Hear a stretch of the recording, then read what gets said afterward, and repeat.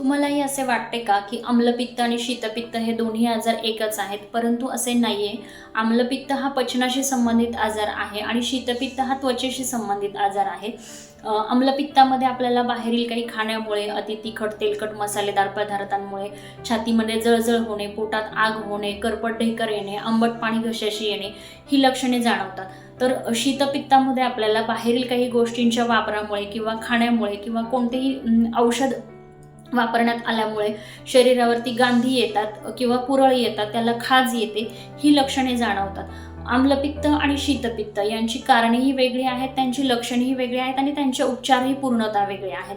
आम्लपित्तामध्ये आपल्याला पोटातून पित्त शमन करणारी, त्याचबरोबर आपल्याला अग्निदीपन करणारी म्हणजेच भूक वाढवणारी, शिवाय पंचकर्मातील विरेचनासारखी काही प्रक्रिया करणे गरजेचे असते.